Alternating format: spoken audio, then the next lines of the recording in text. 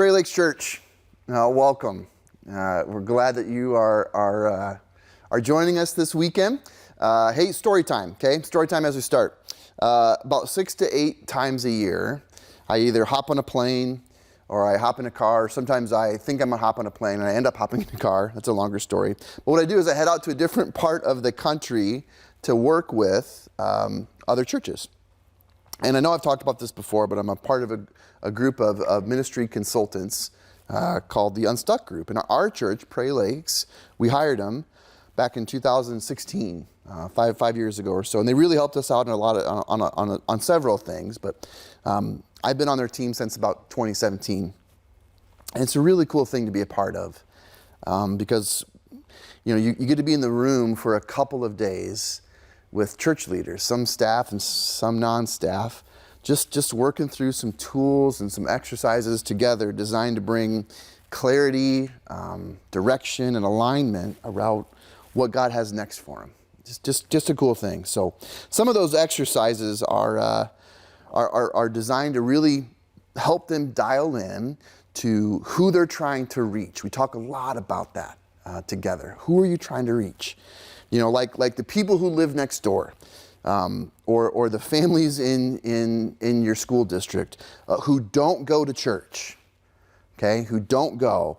Who are they? Like, what are they like? What do you know about them? What's important to them?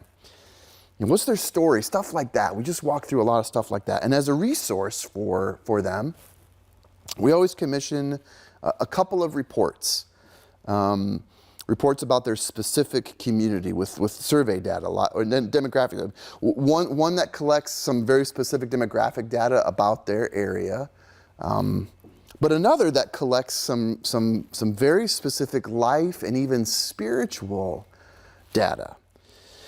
For example, we'll give them a report that says, hey, within a 20-minute drive of your church, for people who we surveyed, and who've indicated that they don't currently go anywhere, and they're not planning on going, right? Which is the people that churches are trying to reach. Okay, so people who don't go, what are their top reasons for not going?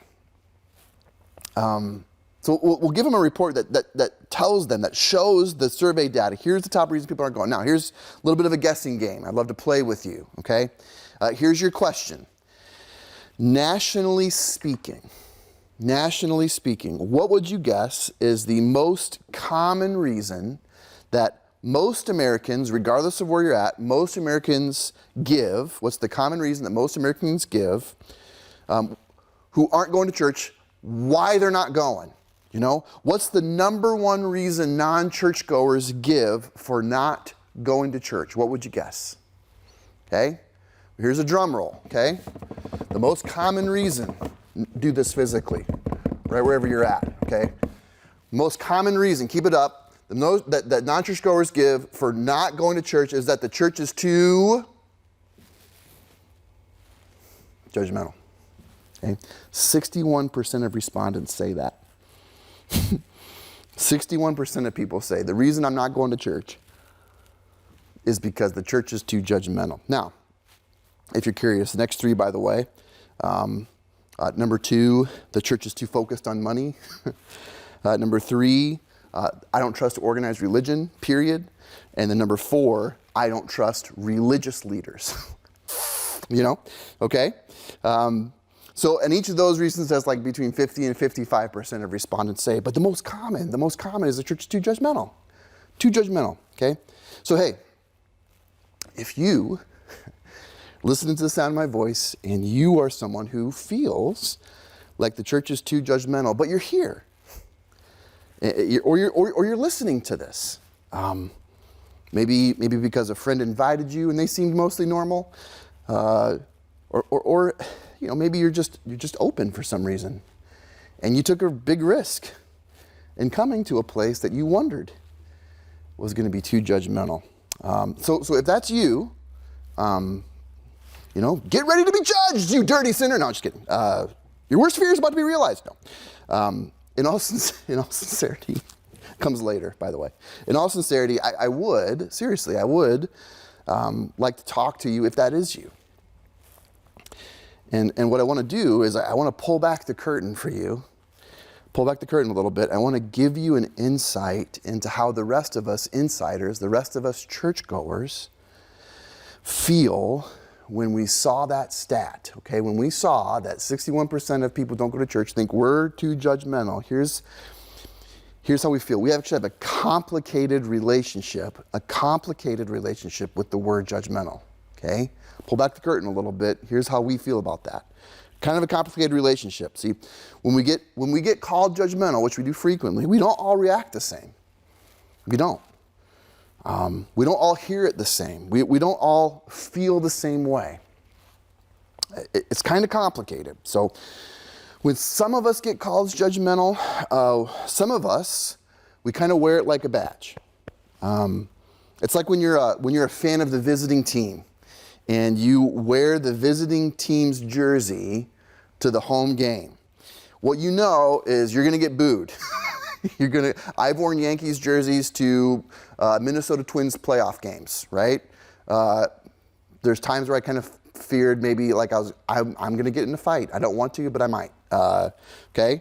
But, hey, I knew what I was getting into. It's kind of a badge of honor. It's a test of my loyalty. And that's how some of us churchgoers feel when we get called judgmental, especially by some non-churchgoers, because some of us wear it like a badge, because the things that we get called judgmental about are sincerely held beliefs of ours, and they're informed by the Bible, which we believe is God's word. And so if we get judged for believing and living out what God said, what he told us to do, then maybe that's something to be proud of. In fact, we just read a part of the Bible a few weeks ago in Jesus' Sermon on the Mount where he says, you're blessed when you're despised or rejected or persecuted because of your belief in me or because of your obedience to me. You're blessed. I mean, some of us wear this label of judgmental like it's a badge of honor. Some of us do. Others of us, however, have a very different reaction to that word. Others of us don't wear that label like it's a badge at all. In fact, others of us, we push hard away from that label. We don't want to have a whiff of judgmental on us at all, because why?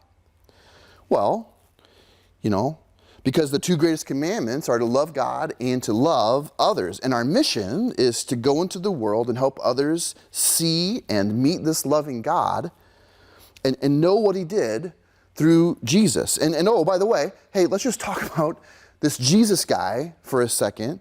Jesus seemed to have the biggest problem with the judgmental churchgoer types who judged him constantly for spending time with non-churchgoers. I mean, Jesus was the guy who invited himself over to the dishonest tax collector's house to hang out and have dinner. Jesus was the guy whose first miracle was turning water into wine at a party that had run out. Jesus counted a prostitute as one of his closest followers. Jesus was the guy who put a stop to the hypocritical stoning of the woman caught in adultery. And so, some of us, if we feel like if we start to be known for anything more than our love for God and our love for others, if the world we're trying to reach sees us first and foremost as judgmental, then we feel like we're probably doing something wrong. We're probably getting something wrong, Some of us avoid the label of judgmental like it's the plague, right? Because we know that in our culture, once you get that label of judgmental on you, you're not going to get anywhere with anybody, People won't trust you, they won't talk to you, they won't open up to you, they won't feel safe around you. Now, you know what the really funny thing is? A lot of us don't fit really clearly into one of those categories. We kind of are a mix, or we kind of feel both of these when we hear that word. I mean, it's complicated. That's what I mean. It's complicated. So listen, okay. Here's where we've been the last few weeks at Prairie Lakes. We've been journeying through a literal sermon that Jesus preached, called the Sermon on the Mount, recorded in Matthew. And we're going to get to a part of Jesus' sermon this weekend that has to be one of the most often quoted, but also one of the most often misunderstood sayings of Jesus, maybe of all time. So grab a Bible, and I want you to open up in your physical Bible or on your phone or Bible app or whatever. Matthew 7 is where we're going to be. Matthew 7, starting in verse 1. And we're going to have the verses on the screen for you here as well to follow along. But verse 1 in Matthew 7 just might be one of the most often quoted but most often misunderstood sayings of Jesus. In fact, I go as far as to say, maybe even in the entire Bible, one of the most often quoted but most often misunderstood sayings, verses in the whole of Scripture. So, Matthew 7, verse 1, let's read together. Here's what Jesus says. Here's the quote. Do not judge, or you too will be judged. Right? That's what he says. And usually, when Jesus is quoted today, he's not quoted in the New International Version of the Bible, which is what this is. He's quoted in the King James language, right? What's this sound like? Judge not, lest ye be what? Yeah, judged. So, this is what he says. It's right there.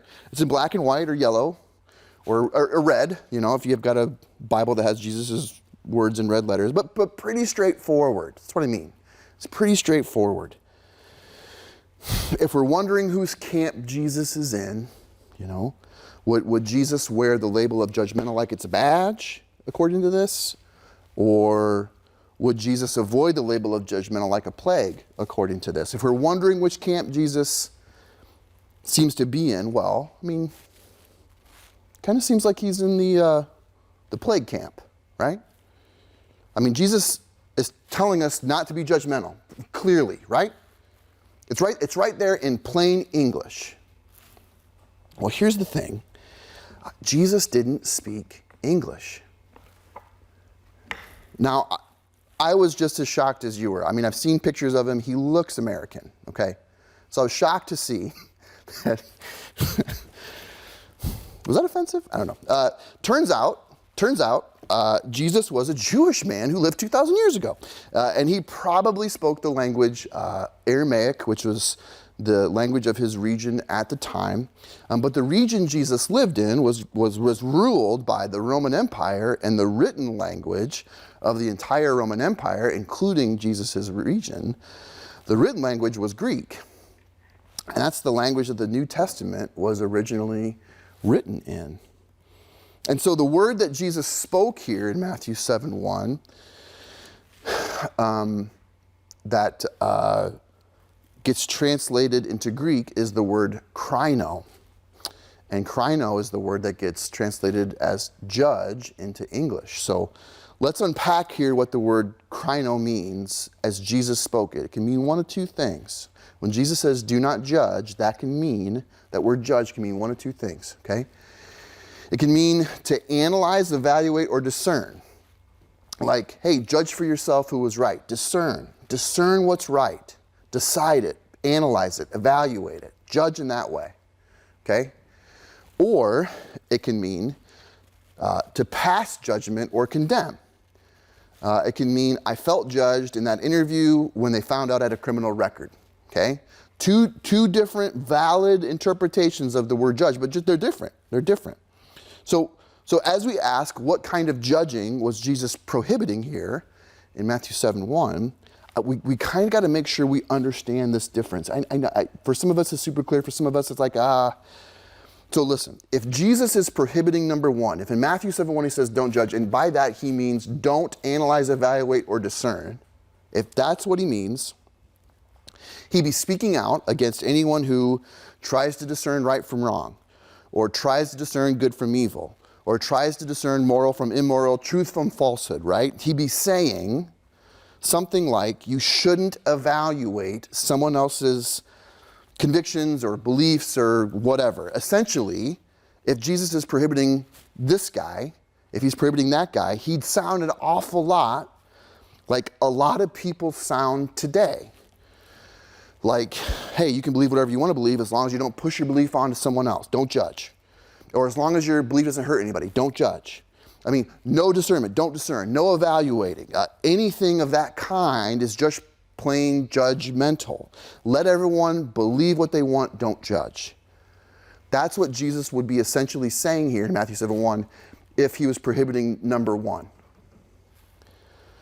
Now, if Jesus wasn't prohibiting number one, but instead he meant number two, he wouldn't have a problem at all with absolute truths or categories of right or wrong or moral versus immoral. He wouldn't shy away from evaluating what someone else believed to be true. What he would have a problem with, however, is people who think, talk, and act like they're better than someone else because of those beliefs.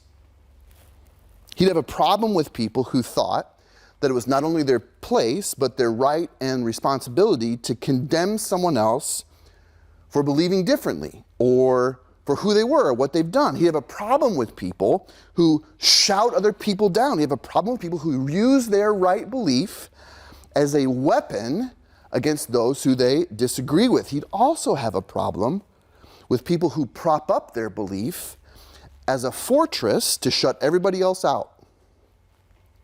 See the difference between number one and number two? And it's kind of important that we do and that we interpret Jesus' meaning here correctly, because if Jesus is prohibiting number one, he's kind of a soft, universal, hey, let's just be kind to everybody kind of guy. But if he's prohibiting number two, he's not that way at all. But he's got some very strong things to say about how people who want to follow him ought to live and ought to live with one another. So here's the question, right? Obvious question. Which sense of judge was Jesus referring to when he told us not to do it here in Matthew 7:1? Number one or number two? Well, I mean, it's number two. It's number two. And I think you can see that pretty clearly as we read the next few verses together. So take a look at verse 2. Here's what Jesus says. I said, don't judge or you'll be judged. For in the same way that you judge others, you will be judged. And with the measure you use, it will be measured to you. Which makes a lot more sense if Jesus is talking about condemnation than he's talking about discerning what's right and wrong or having beliefs about it, right? And it gets even more clear, I think, in the next few verses. Let's read those together, starting in verse 3. It says, why do you look at the speck of sawdust in your brother's eye and pay no attention to the plank in your own eye? How can you say to your brother, let me take the speck out of your eye, when all the time there's a plank in your own eye? It goes on, you hypocrite, first take the plank out of your own eye, and then you'll see clearly to remove the speck from your brother's eye, right? So Jesus in 3 through 5 here is actually encouraging us to judge between what's right and wrong, good and evil, moral and immoral, in ourselves first. He's encouraging that kind of judgment.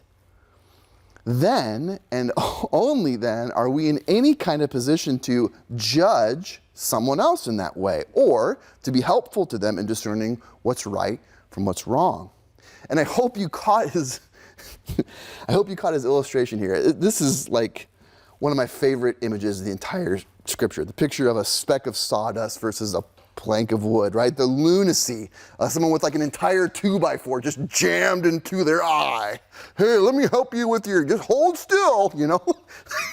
Come on, right? Because the truth of the matter is this, and this is true for all of us, from the best to the worst. If we all had to wear a phone, okay, strapped to our foreheads, and this phone strapped to our foreheads, it streamed video all the time of all of our past and present and future sin. Okay, could you imagine the horror of that reality? But if that was the truth, I don't know how many of us would have the time or the platform to tell anybody else about them. Right? I mean, yeah. I know what you're seeing on my phone, but listen, let me just talk to you about you for a second, right? Nobody would do that. In that scenario, though, I think we'd have a lot of time a lot of time to tell them how much Jesus had forgiven us and to tell them how much he can forgive them. All of that to say, and maybe more simply put, here's what Jesus is saying. He's saying, hey, judge right from wrong. Judge right from wrong. Judge yourself first, but don't be judgmental. Now, listen.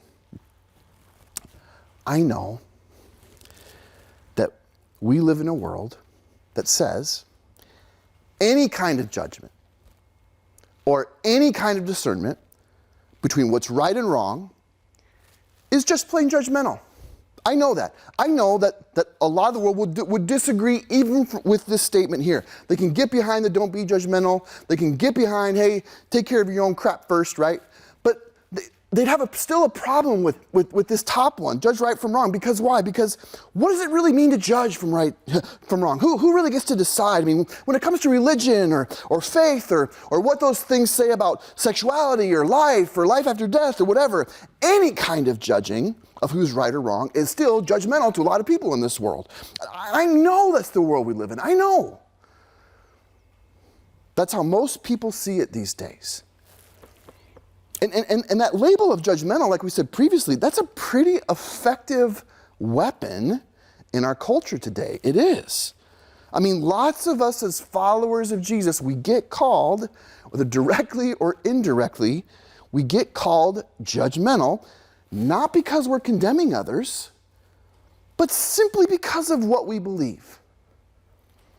Maybe about sex and sexuality, maybe about life at conception, maybe about Jesus being the way, but whatever it is, once we get that arrow of judgmental shot at us, it kind of sticks, doesn't it? It kind of stays with us. In fact, it may even wound us a little bit. We start to feel attacked or dismissed, maybe defensive. And that is the place. That's the place, my friends, when we'll be tempted to live up to the label. You want to call me judgmental for what I believe? Fine. I'm going to find a bunch of other people who feel the same way as me, believe the same way as me, feel attacked like me, and they're just sick and tired of it. Fine. I'll find my tribe. If we're going to get called judgmental in this world, we might as well be judgmental about this world. Here's what I think. I think a lot of times our faith is tested in ways that have less to do with what we believe. Just hang with me, okay? Less to do with what we believe and more to do with how we live that belief out in an unbelieving world. I think our faith gets tested more often in how we live it out than what we believe. I think so. One of the phrases we use a lot here at Prairie Lakes is that we're a what? We're a no-matter church. A church where, and a lot of you at this point have heard it so often that you could probably recite it in your best teenager, I don't care about what you're saying voice. Right? No matter who you are, where you've been, what you've done, what's been done to you, you can look for God here, you know. Okay. But I think that when you see that no matter mission of ours, when you see it through this lens of what we've been talking about, I think you can see why we say it all the time and why we hold so tightly to it. Because when we're a no matter follower of Jesus, we will not respond judgmentally to being called judgmental. Right? When we're a no matter follower of Jesus, we'll not respond judgmentally, even when we're called, even when we're accused of, even when we're labeled judgmental. We won't respond judgmentally. That's what I meant when I said that our faith gets tested these days in ways that have usually less to do with what we believe and more to do with how we live that belief out. Okay, let me just paint a picture for you here. Okay, and it's a sharp, really sharp contrast. On the one side, there is nothing more damaging to our witness, to a watching world about who Jesus is, nothing more damaging than when we're known mainly for what we're against and for who we're against. Nothing more damaging when we're known mainly for what or who we're against on the one side. And here's the contrast on the other side. There's nothing more powerful to our witness of who Jesus is, of who God is, of what he's done, of what he's like, of what life with him is like. There's nothing more powerful to that witness than when we've got every reason to be judgmental. Every reason to respond with judgment. But we don't.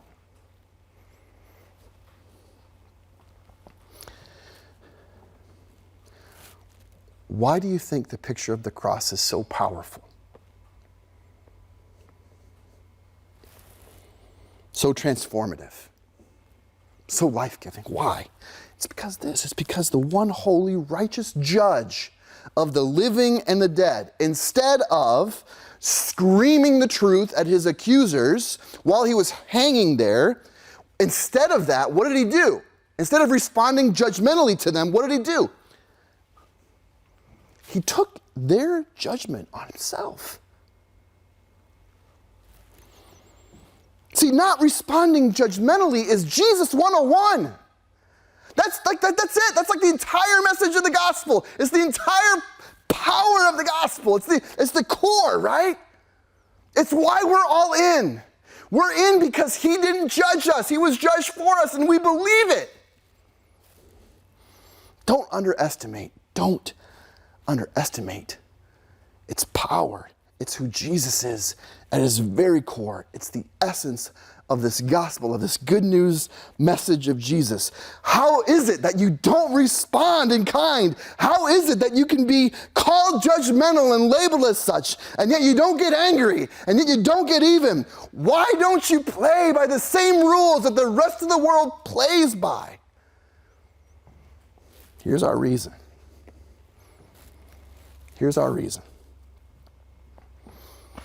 God, who reconciled us to himself through Christ and gave us the ministry of reconciliation, that God was reconciling the world to himself in Christ, not counting people's sins against them.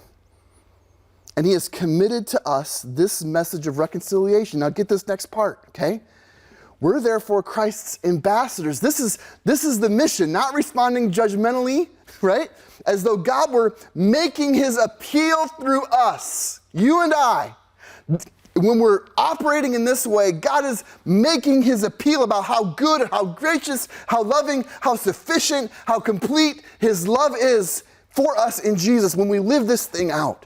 We implore you on Christ's behalf, be reconciled to God. God made him, Jesus, who had no sin, to be sin for us, so that in him we might become the righteousness of God. See, when you and I don't respond judgmentally, even when we're attacked, even when we're baited, even when we have every right to respond in that way, what we're doing as a no matter follower of Jesus is we're pointing a watching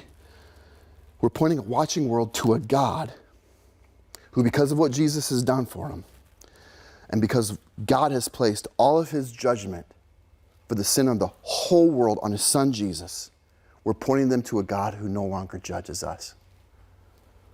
When you and I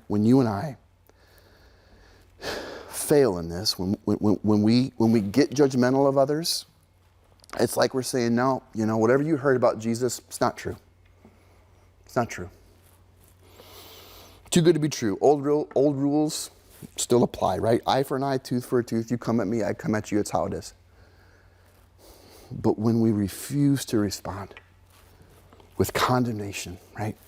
When everyone expects us to be judgmental, but we're not, what we're doing is we're pointing them to a God who no longer counts our sin against us. Because Jesus paid it all. I want to be a part of a church where all of us know deep in our hearts, and where all of us live this thing out. Where all of us know that we don't have grounds to condemn anyone else when Jesus has been condemned for us.